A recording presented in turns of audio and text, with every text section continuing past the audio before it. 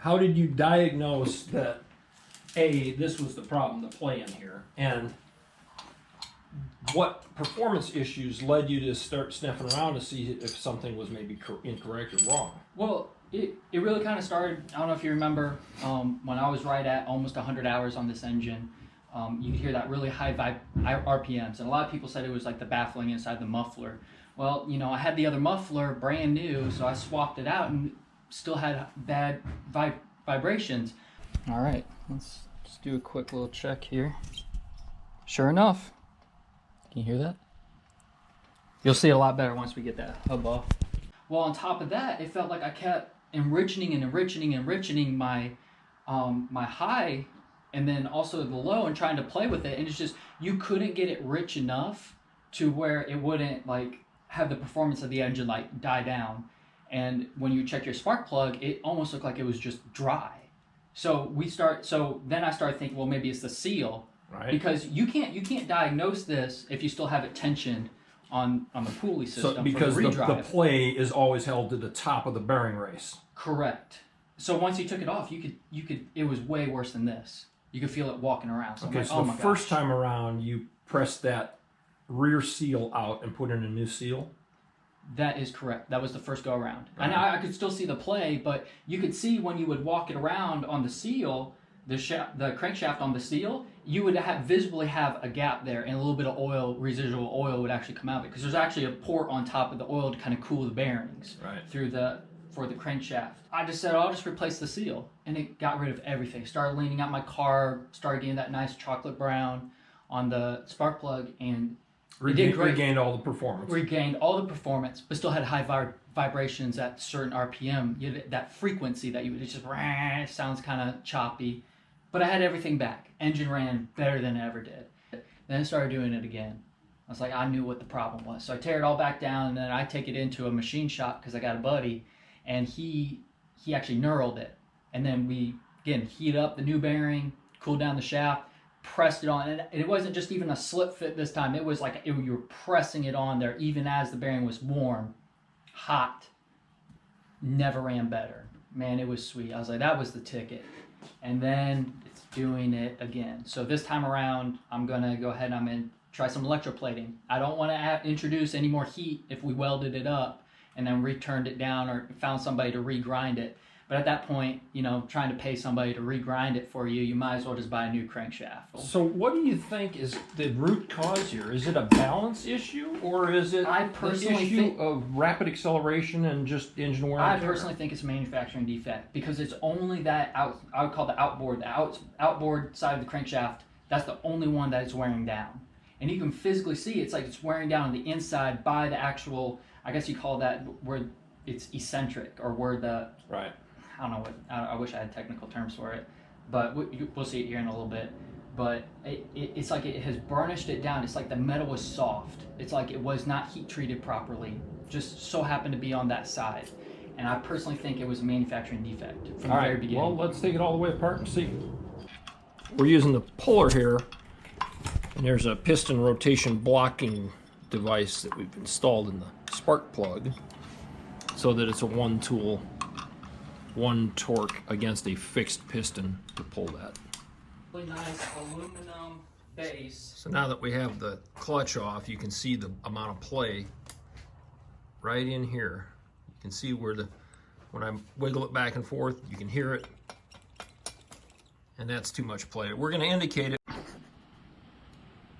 easily 7 thousandths of play. And then there's lateral play too, but just in line with the piston, there's 7. Yeah, and of course, you know, we have it indicating off here so we can exaggerate how much it is. So you can see here, there's very little play on the inboard side of the motor, but if you flip it over to the outboard side, that's where the play is. All right, here's the crankcase splitter in action. This might work, it might not. We're gonna find out.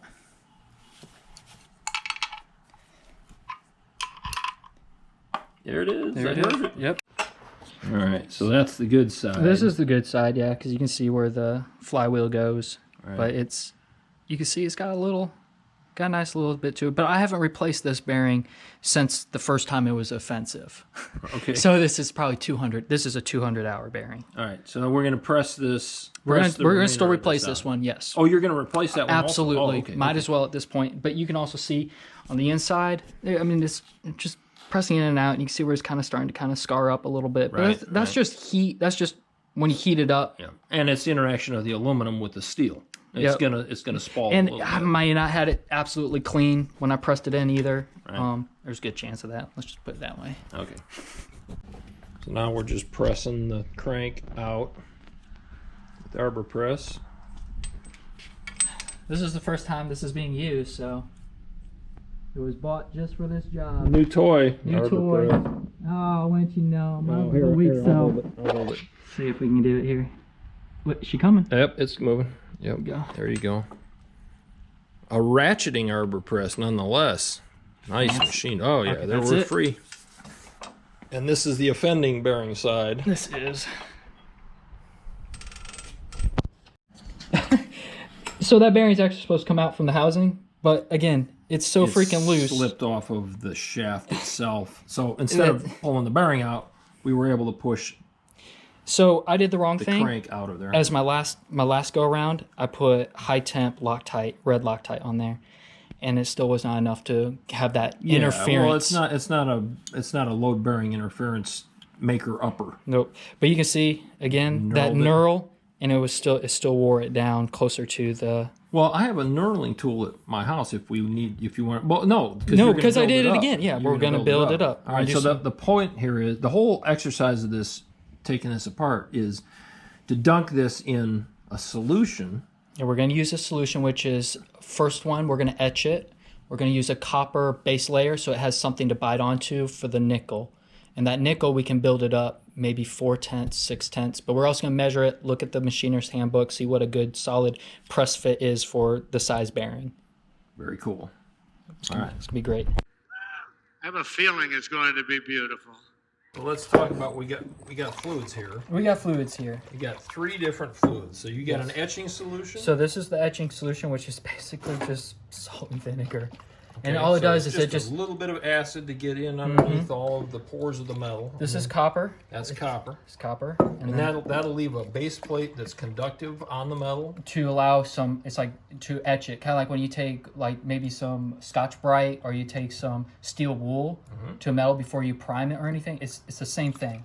All right. Same stuff. Only it's a chemical process instead Yes. of a mechanical process. Building it up, basically. This is the Nickel. nickel. Yep.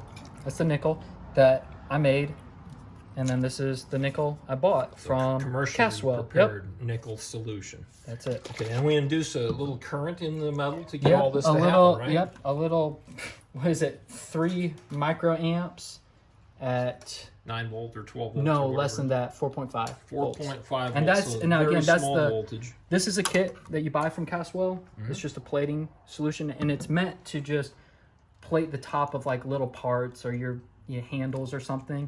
But if you sit there for an hour plus, you can build it up. And that's the whole point. Yeah. All right, cool. How do we prevent this stuff from getting where we don't want it? We're gonna tape it off. Again, right. it's like painting, except for you're using a chemical solution instead. So we're just gonna tape it off. So we're going to mask off the areas that we don't want this plating to adhere to. Correct. So it can get on these threads here, you know, as the solution just kind of runs off. So we're gonna go ahead and gonna tape these off the best we can, and then tape off the face here and ride it out and see if we can make something happen. Is this going to be great? It's gonna be great. All right, so this is the etching process. Yep, you can see it's already. We've masked everything off, picking up some of the solution, running it through the current there. The mask is 100-mile-an-hour tape. You can see it just bubbling, and hopefully it's just putting enough on that surface for the copper to stick to when we get to there. Don't get your coffee mixed up with these. Yeah, Chemicals. You know, you gotta be OSHA compliant around here. All right, so now it has been It's been a good, I don't know, 20 minutes. been etched for 20 minutes on the surface where we're going to do the buildup. And the first layer that goes on there is going to be the copper. We just need to soak the cloth there so it actually makes contact with the which is actually the anode side. So you can see it's still not quite soaked. There we go. It's starting to get soaked in. All right, so let's see what we can make happen here.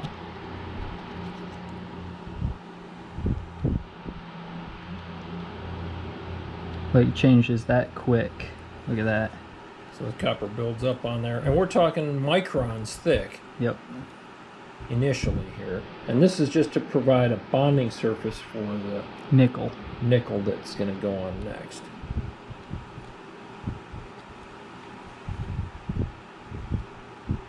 All right, so copper tends to be greenish as it breaks down. as it oxidizes, right? Oxidizes, yeah.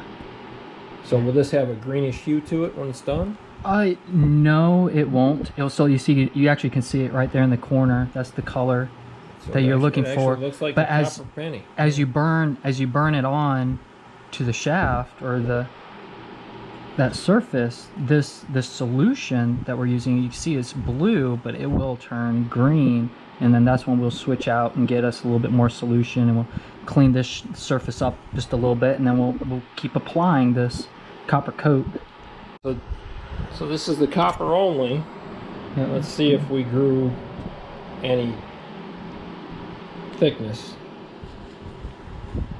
see, it didn't rub off. after about 20 minutes of copper plating. Oh yeah, look at that. We built up, where are we at? 5, 6.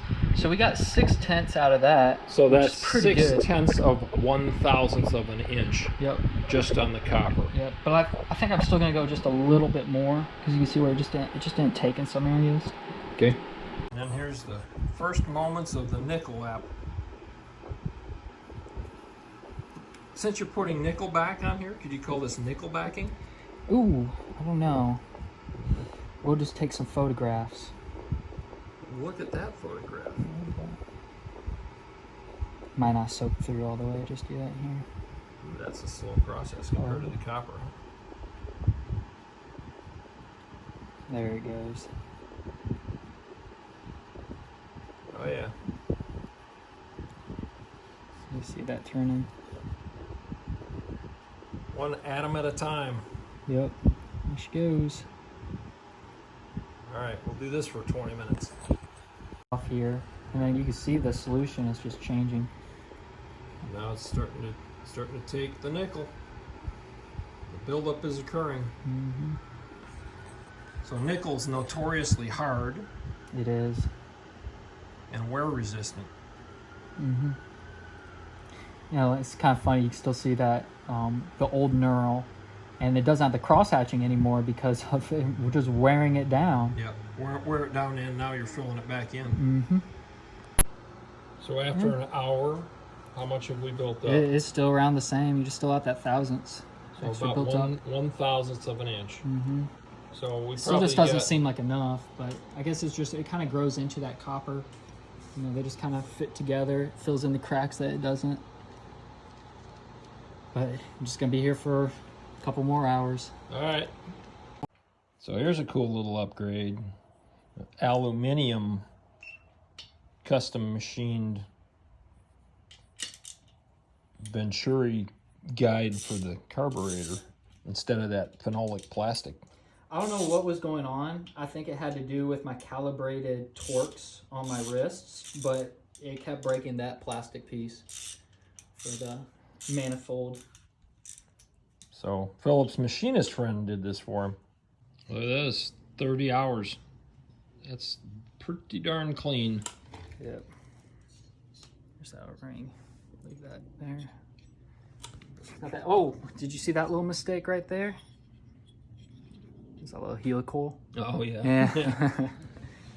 That was a motor failure, wasn't it? Yeah, well, that was called, again, another situation with the calibrated torque wrist. Yeah, with the spark plug, so. Yes, sir. It wasn't because they were cross-threaded. I mean, it was straight up. I just put too much ass on it. And that's when I was actually using the thermocouple, whatever you want to call it, for the temperature sensor around the spark plug. So I got rid of that.